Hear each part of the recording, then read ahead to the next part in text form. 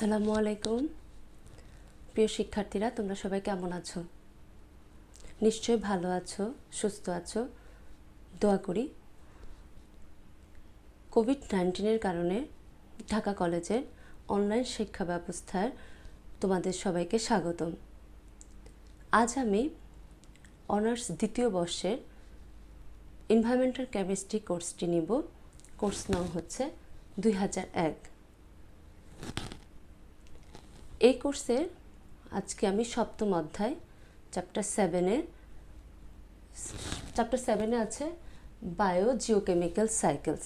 আজকে আমরা বায়ো জিওকেমিক্যাল সাইকেলসটা পড়ব।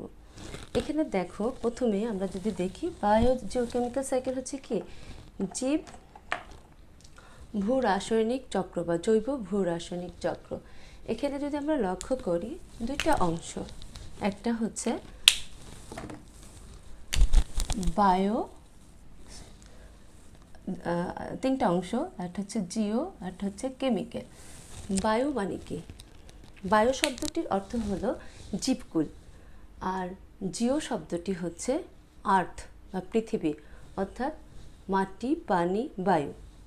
কেমিক্যাল হচ্ছে রাসায়নিক উপাদান বা মৌলিক উপাদান। আমরা জানি জীবদেহ প্রোটোপ্লাজম দিয়ে গঠিত। এই প্রোটোপ্লাজমের প্রধান উপাদান বা মৌলিক উপাদানগুলো আমরা জীবমণ্ডলের পরিবেশ থেকে পেয়ে থাকি।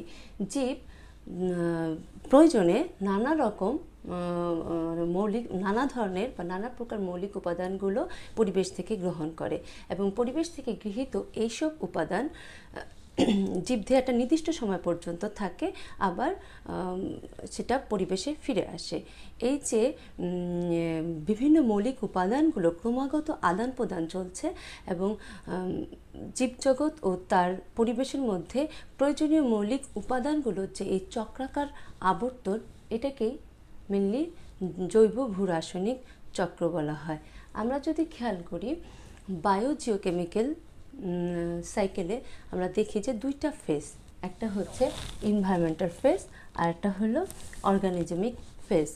এনভায়রনমেন্টাল ফেজ কি? এনভায়রনমেন্টাল ফেজে এই ফেজে রাসায়নিক পরিপোষক মৃত্তিকা, পানি এবং বায়ুতে থাকে, আর অর্গানিজমিক ফেজে রাসায়নিক পরিবেশক জীবদেহের গঠনে অংশ নেয়।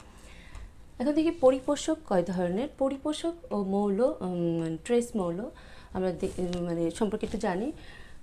পরিপোষক হচ্ছে দুই ধরনের, একটা হচ্ছে ম্যাক্রো আর একটা হচ্ছে মাইক্রো। ম্যাক্রো নিউট্রিয়েন্ট এলিমেন্ট কি? ম্যাক্রো নিউট্রিয়েন্ট এলিমেন্ট হচ্ছে প্রকৃতিতে প্রাপ্ত 92টি মৌলের মধ্যে 40টি মৌল জীবদেহের গঠনে ব্যবহৃত হয়। এর মধ্যে 8টি মৌল আছে যেগুলো খুবই প্রয়োজনীয়, যেটা জীবদেহের 99% গঠনে ব্যবহৃত হয়। যেমন carbon, hydrogen, oxygen, nitrogen, calcium, phosphorus, sulphur, potassium. এই 8টি মৌল জীবদেহের জন্য খুবই গুরুত্বপূর্ণ, যেটা সবচেয়ে বেশি পরিমাণে জীবদেহে থাকে। এজন্য এদেরকে ম্যাক্রো নিউট্রিয়েন্ট এলিমেন্ট বলে। আর একটা হচ্ছে মাইক্রো নিউট্রিয়েন্ট এলিমেন্ট। কিছু উপাদান আছে যেটা প্রয়োজন জীবদেহ গঠনে, কিন্তু অত বেশি না, সেগুলোকে মাইক্রো নিউট্রিয়েন্ট এলিমেন্ট বলে। এগুলো হচ্ছে কোনগুলো? এগুলো যদি আমরা দেখি, সেটা হচ্ছে তোমার ফেরিয়াম, সেরিয়াম, সোডিয়াম, ম্যাগনেসিয়াম ইত্যাদি। আর হচ্ছে ট্রেস এলিমেন্ট। ট্রেস এলিমেন্ট হলো খুব কম পরিমাণ জীবদেহ গঠনে লাগে। সেগুলো হচ্ছে যেমন copper, zinc, arsenic, lead, cadmium, tin, iodine. এইসব উপাদানগুলো জীবদেহ গঠনে অল্প পরিমাণ লাগে। এগুলো গেল হচ্ছে আমাদের বায়ো জিওকেমিক্যাল সাইকেলের কথা। এখন আসি যে বায়ো জিওকেমিক্যাল সাইকেলটা কত প্রকার। বায়ো জিওকেমিক্যাল সাইকেলকে মোটামুটিভাবে আমরা তিনটা ভাগে ভাগ করি। একটা হচ্ছে কি, তিনটা ভাগে এর ক্লাসিফিকেশন যদি দেখি,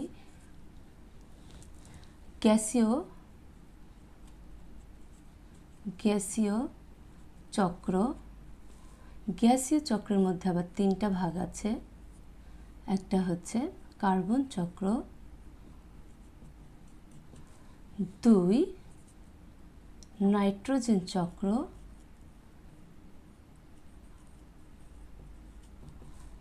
3 অক্সিজেন চক্র।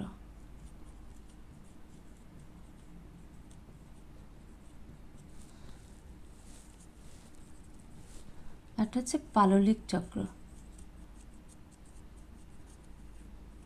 পাললিক চক্রের মধ্যেও কিছু ক্লাসিফিকেশন আছে, সেটা হচ্ছে সালফার চক্র,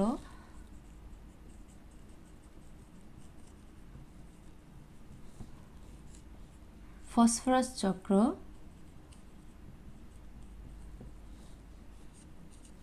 এবং আর্সেনিক চক্র, ক্যালসিয়াম চক্র।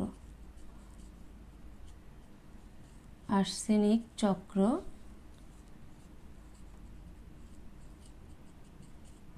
এবং ক্যালসিয়াম চক্র। আর একটা চক্র আছে যেটা হচ্ছে পানি চক্র। এগুলো কি? এগুলো হচ্ছে বায়োজিওকেমিক্যাল সাইকেলের বিভিন্ন চক্র, মানে বিভিন্ন প্রকারভেদের কথা আমরা যখন বলেছি তখন। এখানে দেখো যে জীবভূ রাসায়নিক চক্র 3টা ভাগ: গ্যাসীয় চক্র, পাললিক চক্র এবং পানি চক্র। গ্যাসীয় চক্রের মধ্যে রয়েছে কার্বন চক্র, নাইট্রোজেন চক্র, অক্সিজেন চক্র। আর পাললিক চক্র, সে চক্রের মধ্যে রয়েছে সালফার চক্র, ফসফরাস চক্র, আর্সেনিক চক্র, ক্যালসিয়াম চক্র, এবং 3 নম্বর হচ্ছে পানি চক্র। আজকে আমরা গ্যাসীয় চক্র পড়ব। গ্যাসীয় চক্রের মধ্যে কার্বন চক্রটা আজকে আমরা দেখব। গ্যাসীয় চক্র কি? বায়ুমণ্ডলে বিভিন্ন গ্যাসীয় উপাদান আছে যেগুলো জীবদেহ গঠনে খুবই গুরুত্বপূর্ণ ভূমিকা পালন করে বা জীবদেহের জন্য খুবই প্রয়োজনীয় উপাদান। এগুলো বিভিন্ন সময় একটা নির্দিষ্ট সময়ের জন্য জীবদেহে অবস্থান করে, আবার সেটা প্রকৃতিতে ফিরে আসে। এভাবে যে আদান প্রদান বা এভাবে জীবদেহ থেকে পরিবেশ থেকে জীবদেহে যে আবর্তন, চক্রাকার আবর্তন করে, এটাকে গ্যাসীয় চক্র বলা হয়। এই গ্যাসীয় চক্রের মধ্যে আমরা আজকে কার্বন চক্রটা দেখি। কার্বন চক্রটা কি?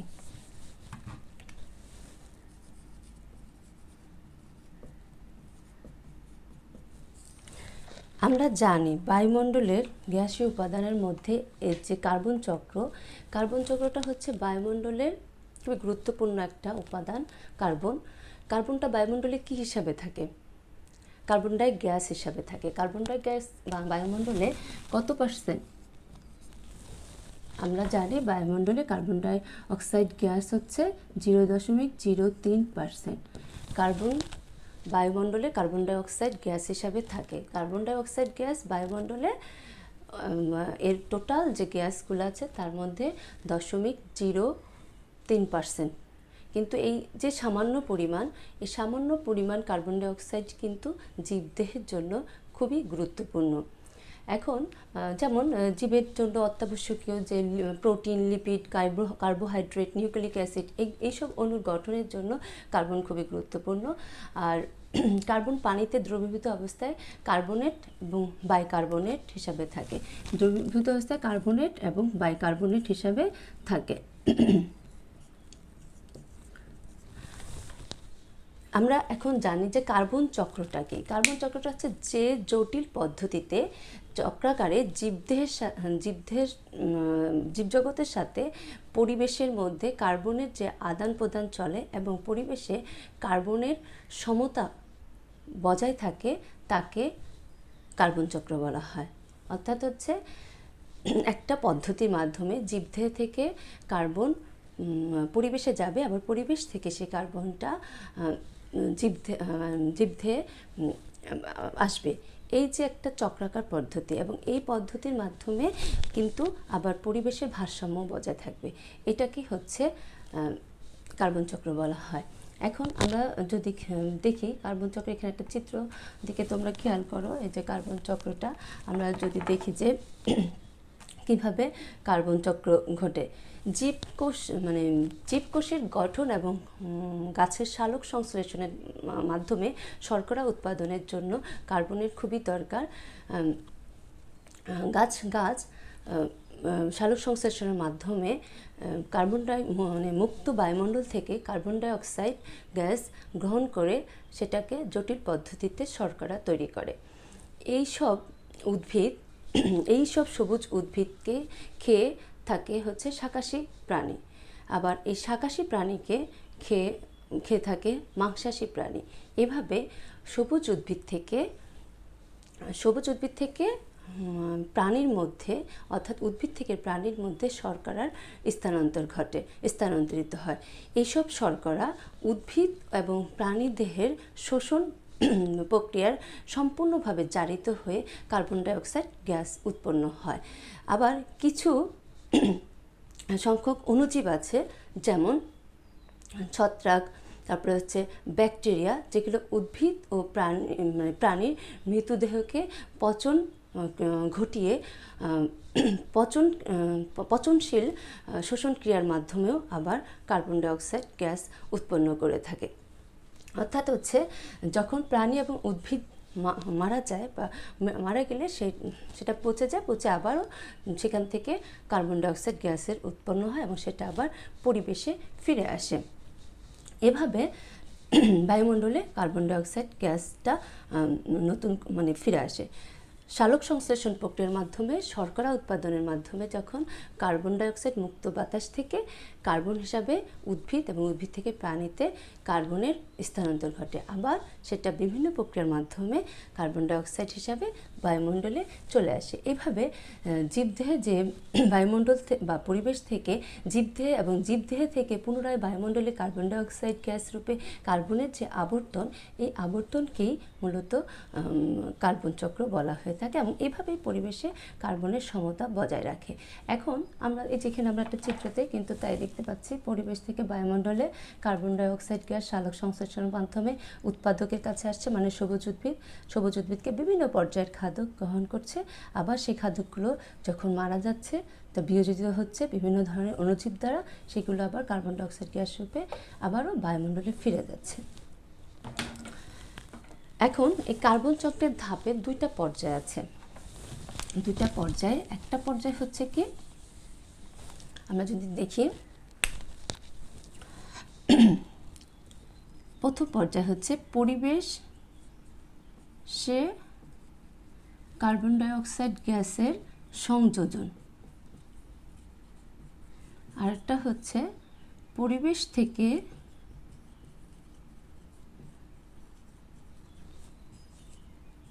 কার্বন ডাই অক্সাইড গ্যাস রূপে কার্বনের অপসারণ। এই দুটা পর্যায়ের মাধ্যমে কার্বন চক্র কমপ্লিট হয়ে থাকে। প্রথম পর্যায়ে যদি দেখি, প্রথম পর্যায়ে পরিবেশে কার্বন ডাই অক্সাইড গ্যাসের সংযোজন। কার্বন ডাই অক্সাইড গ্যাস কীভাবে পরিবেশে সংযোজন হচ্ছে, প্রথমে দেখি জীবের শোষণের সময় শর্করা জাতীয় পদার্থ যেমন গ্লুকোজ এনজাইমের প্রভাবে কার্বন ডাই অক্সাইড গ্যাসের উৎপন্ন হয়। এই কার্বন ডাই অক্সাইড গ্যাস বাতাসে প্রশ্বাসের সাথে নির্গত হয়।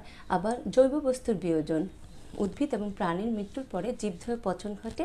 এই সময় বিভিন্ন রকম অণুজীব দ্বারা পচনশীল জীবদেহের বিয়োজনের সময় উৎপন্ন কার্বন ডাই অক্সাইড গ্যাস বাতাসে আবার নির্গত হয়। তারপরে উদ্ভিদজাত বস্তুর দহন, যেমন জ্বালানি হিসাবে মানুষ বাড়িতে বা ইটভাটায় বিভিন্ন রকমভাবে গাছ বা কাঠ পোড়াচ্ছে বা দহন করছে, এর ফলে কিন্তু প্রচুর পরিমাণে কার্বন ডাই অক্সাইড গ্যাস বায়ুমণ্ডলে নির্গত হচ্ছে। আবার জ্বালানির দহন, যেমন কলকারখানা, যানবাহনে বিভিন্ন রকমের জীবাশ্ম জ্বালানি হয়ে থাকে, সেখান থেকেও কিন্তু কার্বন ডাই অক্সাইড গ্যাস বায়ুমণ্ডলে নিঃসৃত হচ্ছে। আবার আগ্নেয়গিরির অগ্নুৎপাতের সময়ও কিন্তু প্রচুর পরিমাণে কার্বন ডাই অক্সাইড গ্যাস বায়ুমণ্ডলে আসছে। উষ্ণ প্রস্রবণ থেকেও কার্বন ডাই অক্সাইড গ্যাস নির্গত হয়। প্রাণীর খোলস, যেমন জলজ প্রাণী, শামুক, ঝিনুক ইত্যাদি খোলস কার্বনের দিয়ে তৈরি। এগুলোর মৃত্যুর পর বা দহনের পর নানা রকম রাসায়নিক বিক্রিয়ার ফলে এগুলো থেকেও কিন্তু কার্বন ডাই অক্সাইড গ্যাস উৎপন্ন হচ্ছে।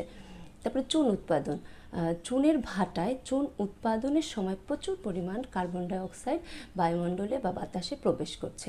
এটা গেছে পরিবেশের কার্বন ডাই অক্সাইড সংযোজনের পর্যায়। আরেকটা পর্যায়ে বলেছি পরিবেশ থেকে কার্বন ডাই অক্সাইড গ্যাস রূপে কার্বনের কিভাবে অপসারণ হচ্ছে। পরিবেশ থেকে অপসারণ হচ্ছে। একটা হচ্ছে সংযোজন, একটা অপসারণ। এই দ্বিতীয় পর্যায়ে যদি দেখি, এই পর্যায়ে সালোক সংশ্লেষণ প্রক্রিয়ায় সময় সূর্যালোকের উপস্থিতিতে, আমি এখানে একটা চিত্র দেখাই।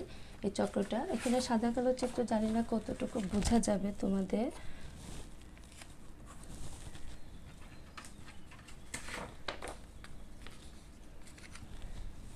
দেখতে পাচ্ছ কিনা,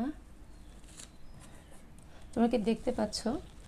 আচ্ছা, সালোক সংশ্লেষণের সময় যেভাবে সংযোজন হচ্ছে, মানে অপসারণ হচ্ছে, সেখানে যদি দেখি সালোক সংশ্লেষণের সময় সূর্যালোকের উপস্থিতিতে বাতাসে কার্বন ডাইঅক্সাইড ও পানির বাষ্প মিলে, বাতাসে কার্বন ডাইঅক্সাইড এবং পানির বাষ্প মিলে এই গ্লুকোজ তৈরি হচ্ছে।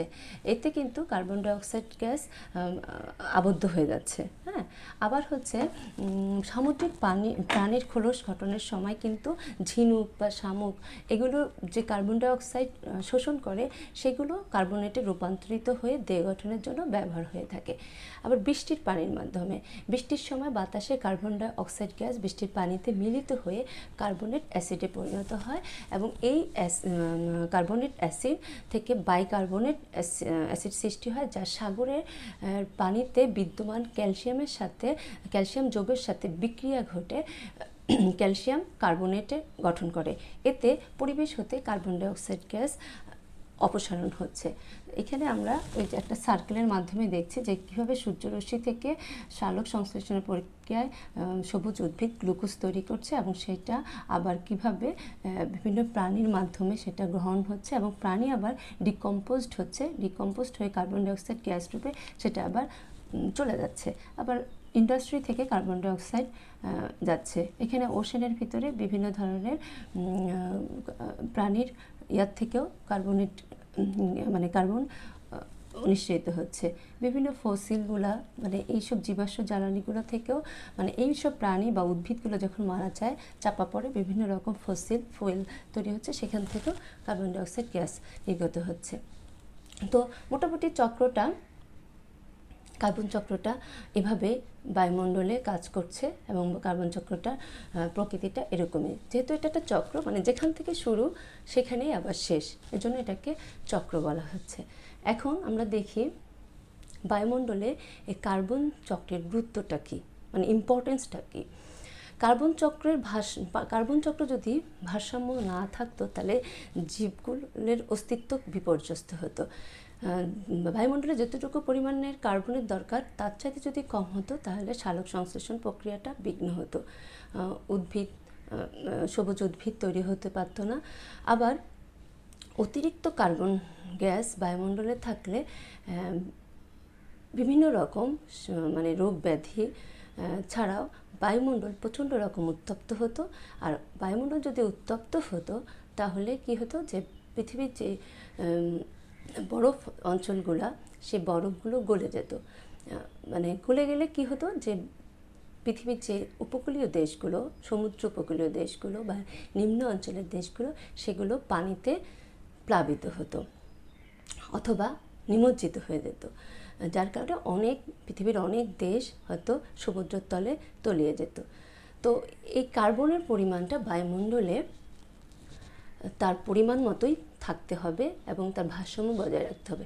এবং ভারসাম্য আছে বিধায় এখনও পর্যন্ত পৃথিবী টিকে আছে, কারণ জীবদেহ থেকে পরিবেশ থেকে জীবদেহ একটা বিশেষ প্রক্রিয়ার মাধ্যমে সেটা প্রতিনিয়ত কাজ করে যাচ্ছে। তারপরেও আমাদের বিভিন্ন ধরনের অ্যাক্টিভিটিস, মানব সভ্যতার অগ্রগতি এবং বিজ্ঞান ও প্রযুক্তির অগ্রগতির সাথে সাথে বায়ুমণ্ডলে আমরা প্রতিনিয়ত কার্বনের পরিমাণ অতিমাত্রায় কার্বন সংযোজন করছি, যার কারণে আজ বিশ্বব্যাপী বিভিন্ন ধরনের ডিজাস্টার দেখা যাচ্ছে। তো এগুলো সবই হচ্ছে সভ্যতার অতিরিক্ত চর্চার ফল। তো যাই হোক, আমাদের এই বায়ুমণ্ডলে কার্বনের সমতা রক্ষা করতে হবে এবং তবেই জীবকুল এবং আমাদের এই সবুজ পৃথিবী ভালো থাকবে। আজকে এই পর্যন্ত। আজকে আমরা কার্বন চক্র শেষ করলাম। নেক্সট ক্লাসে আমরা অন্য একটা চক্র আলোচনা করব। তো তোমরা সবাই নেক্সট ক্লাস পর্যন্ত ভালো থাকো, সুস্থ থাকো, অবশ্যই বাসায় থাকবা এবং নিরাপদে থাকবা। সবাইকে আসসালামু আলাইকুম।